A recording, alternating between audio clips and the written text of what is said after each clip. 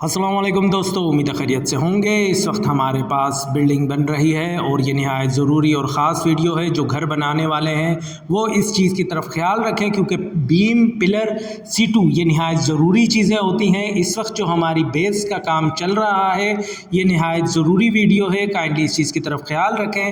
अगर आपकी बिल्डिंग 5 मंजिला बना रहे हैं आप तो उसमें सरिया 5/8 का इस्तेमाल कीजिए, नहीं तो आधे इंची से कम सरिया इस्तेमाल ना कीजिए और उसके अलावा सरिया अच्छी क्वालिटी का हो। और जो नीचे बेस बन रही है जो आपको नज़र आ रहा है वो कम से कम आपके 2 फीट भराई होनी चाहिए, जो पाँव होते हैं नीचे बेस। फिर उसके बाद जो सरिया आपका पिलर उठता है उस पर कम से कम आपका अगर 5 मंजिला बिल्डिंग है फिर मैं कहूँगा 6 इंची बाय 2 फीट के पिलर होने चाहिए।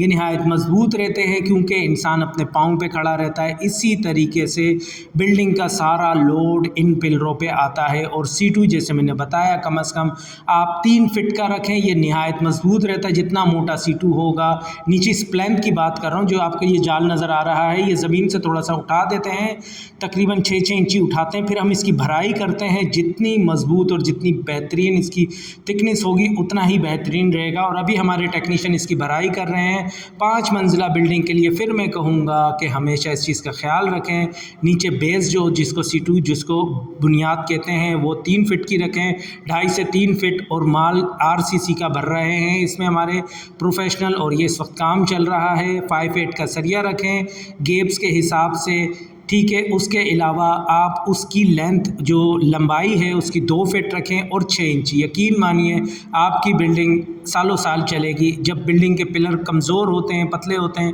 तो गिर जाती है बिल्डिंग, क्रैक्स पड़ जाते हैं। और सीटू पाँव एक जगह से अगर नीचे बुनियाद कम होगी तो वो ज़ाहिर से कहीं से दबेगी, कहीं से वो होगी तो ख़राब हो जाती है। इस चीज़ का ख्याल रखें, जहाँ बुनियाद डल रही है वहाँ सेम वगैरह ना हो। अगर सेम हो तो मोटे मोटे पहाड़ी पत्थर डाल दिए जाते हैं, फिर उसके बाद बुनियाद उठती है।